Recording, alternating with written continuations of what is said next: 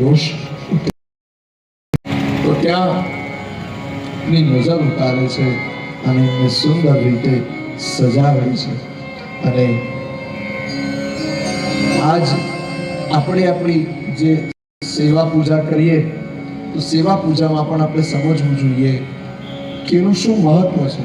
એમનું પંચોપચાર એ ન થઈ શકે તો આપણે શુદ્ધોદક જલથી, દૂધથી કે બીજા સારા દ્રવ્યોથી એમનો અભિષેક, પૂજન અર્ચન કરીએ અને એ જળ આપણે યશોદા એમની નજર ઉતારે છે.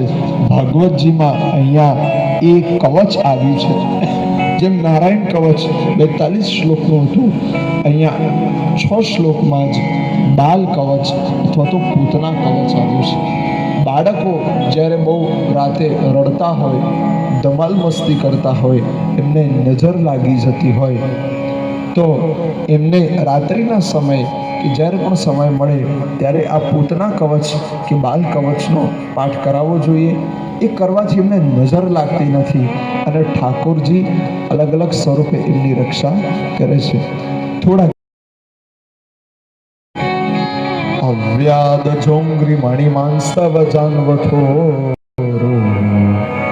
યજ્ઞોચ્યુતઃ કટિતટં જઠરં હયસ્ય ऋकेशवस्वदुर ईश इनस्कण्ठं विष्णुर्भुजं मुखमुरुक्रम ईश्वरकं चक्रगतः सह गदो हरिरस्तु पश्चात् त्वत्पार्श्वयोर्धनुरसीमधुहनोवतु श्वेतद्वीपपतिश्चित्तं मनोयोगेश्वरोऽवतु वृष्णिगर्भस्तु ते बुद्धिम् आत्मानं भगवान् परः क्रीडन्तं पातु गोविन्दः शयानं पातु माधवः वरजन्तमव्यद् वैकुण्ठ आसीनं त्वं श्रियपतिः भुञ्जानं यज्ञभुक्पातु सर्वग्रहभयङ्करः डाकिन्यो व्यातु तन्यश्च कुष्मण्डायैर्मुखग्रहः भूतप्रेतपिशाचश्च यक्षरक्षो विनायकः कोटरा रेवती ज्येष्ठा भूतनामातृकादयः उन्मादय स्मरात् देह प्राणेन्द्रियद्रुहः स्वप्नद्रष्टा महोत्पाता वृद्धबालग्रहश्च ये सर्वे नश्यन्तु ते विष्णुर्नाम. ભગવાન વિષ્ણુના અલગ અલગ સ્વરૂપો અલગ અલગ સમયે બાળકની રક્ષા કરે છે. તો અહીંયા કહ્યું છે કે ઋષિકેશ ભગવાન ઇન્દ્રિયોની રક્ષા કરે, નારાયણ બાળકના પ્રાણોની રક્ષા કરે, શ્વેતદ્વીપના અધિપતિ ચિત્તની રક્ષા કરે અને યોગેશ્વર ભગવાન મનની રક્ષા કરે. શ્રી હરિ વિષ્ણુ તારી રક્ષા કરે. જ્યારે બાળક જમતો હોય ત્યારે ગ્રહોને ભયભીત કરવા વાળા યજ્ઞભોક્તા ભગવાન તારી રક્ષા કરે. ડાકિની, રાક્ષસી, કુષ્માંડ વગેરે બાળઘાતી એ સર્વથી ભગવાન શ્રી હરિ શારણ ધર્મ ધનુષથી રક્ષા કરે. જ્યારે સ્વપ્ન ખરાબ આવતા હોય ત્યારે નામ સ્મરણથી જે મુક્ત થઈએ છે એવા શ્રી હરિ વિષ્ણુ એ સમયે રક્ષા કરે. તો જેટલા પણ બાળકો હોય એમની રક્ષા કરવી હોય, એમને જો કવચ સંભળાવવું હોય, હનુમાન ચાલીસા ના થઈ શકે, ક્યારેક વધુ સમય મળે, દેવી કવચ ના થાય તો આ પોતાના કવચનો પણ પાઠ કરવો જોઈએ. અને પછી પૂતનાનો ઉદ્ધાર થાય છે. બાલકૃષ્ણ બાળ લીલાઓ શરૂ થાય છે. બહુ અનેકો એમની બાળ લીલાઓ છે. આપણે તો આજે ગોવર્ધન લીલા સુધી પહોંચવાનું છે. યથાશક્તિ જેટલી થાય એટલે આપણે લીલાઓનું શ્રવણ કરીશું. ભગવાનની દામોદર લીલાઓ શરૂ થાય છે. ભગવાન કૃષ્ણ એવા પરમાત્મા છે કે જે સરળતાથી કોઈ દિવસ સમજાતા એમની અટપટી છે. દામોદર લીલાઓ શરૂ થઈ તે પૂર્વે એમનું નામકરણ કરવામાં આવ્યું. તો પ્રથમ નામકરણ દાઉભૈયાનું કરવામાં આવ્યું. એ સૂર્યવંશમાં થયા, જે પરમ આનંદ સ્વરૂપા છે તે. એના પછી જેના હાથમાં પરશુ છે, ફરસી અને ક્ષત્રિયોનો જેમણે સંહાર કર્યો, પૃથ્વીની રક્ષા કરી, એ પરશુરામ. અને અહીંયા બલરામ આવ્યા છે, કે એવા રામ કે જે બળ પ્રધાન છે. તે ક્યારેક ગણપતિની પૂજા કરો, ગણપતિ અથર્વ શીર્ષ કરો, તો એમાંથી તમને કૃષ્ણ બલરામની લીલાઓ તમને સમજાશે.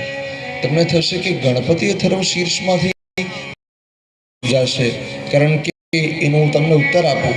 ગણપતિ અથર્વ શીર્ષ કરીએ એમાં દેવી જ્યારે કાર્તિક ભગવાનનો જન્મ ત્યારે દેવી દુર્ગા સ્વરૂપ હતા, ત્યારે તામસ લીલા હતી, એટલે વીર યોદ્ધા આવ્યા અને સત્વ ગુણ ધારણ કરે ત્યારે ગણપતિજી આવ્યા. એ જ પરંપરા આગળ ચાલતી ગઈ. ત્વમેવ સર્વમ ખલ્વિદં બ્રહ્માસી, તમે સાક્ષાત બ્રહ્મ સ્વરૂપ છો પહેલેથી જ. એક આપણે ગણપતિજીને કાર્તિક વેમાં સમજ્યા કે ત્રેતાયુગમાં બુદ્ધિ પ્રધાન દેવતા રામ હતા અને બળ પ્રધાન દેવતા લક્ષ્મણજી હતા. અને એ જ પરંપરા આગળ ચાલી. દ્વારનું એક નામ બલરામ અને ભગવાન કૃષ્ણ ને કેમ આપણે બુદ્ધિ પ્રધાન દેવતા માનીએ છીએ? કારણ કે કલ્પના તો કરો કે જે વ્યક્તિએ મહાભારત યુદ્ધમાં એક અસ્ત્ર એક શસ્ત્ર કશું જ ઉપાડ્યું નહીં, ખાલી રથમાં બેઠા બેઠા રથ ચલાવી રાખ્યો અને આખું મહાભારત જીતાડી દીધું, એને ખરી બુદ્ધિ પ્રધાનતા કહેવાય. બાકી બધા અસ્ત્ર શસ્ત્રો ઉપાડ્યું, આમને કશું જ ન ઉપાડ્યું. અને આને કહેવાય એક ગુપ્ત ગણેશની ચેતના, બુદ્ધિ પ્રધાનતા. પરંતુ બોધ એ મળે છે કે કોઈ પણ કાર્ય સિદ્ધ કરવું હોય તો ફક્ત બુદ્ધિ પણ ન ચાલે, ફક્ત બળ પણ ન ચાલે. બુદ્ધિ અને બળ જ્યારે બંને ભેગા હોય ત્યારે જ કાર્યમાં સિદ્ધિ મળે. તો અહીંયા બલરામ નામ પડ્યું, કે જે એમનું બીજું નામ રોહિણ અહીંયા પણ પડ્યું. પૂર્વ પણ વાત કરી હતી કે પહેલા ભગવાનના નામ માતાના નામથી રાખવામાં આવતા. તો રોહિણી કર્ષતિ આકર્ષતિ અનેના ઇતિ કૃષ્ણ, કે જે ભક્તોના મનોરથ સિદ્ધ કરવા માટે પોતાની તરફ આકર્ષિત કરશે. એમનું નામકરણ પડ્યું. આપણી તો ઘણા બધા ભજનો લખાયા છે. હરિતારા નામ છે હજાર, કયા નામે લખવી કંકોત્રી.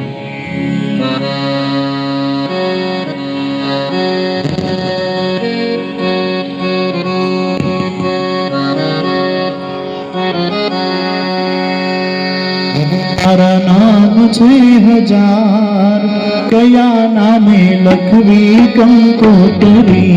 હરે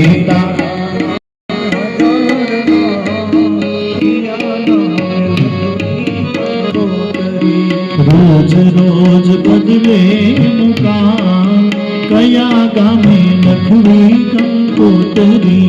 રોજ રોજ બદલે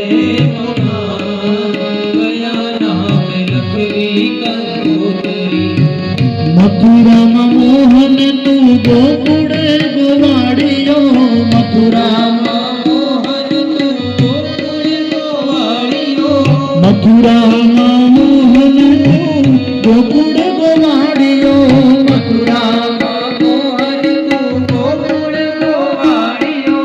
દ્વારિકામાં રાય રણ છોડ, કયા નામે લખવી.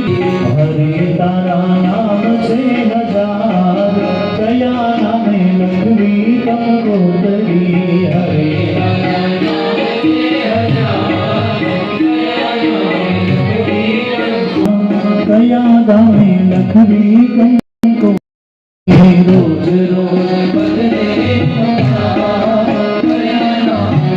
ઉસને તારો સ્વામી સાંભળ્યો, નરસિંહ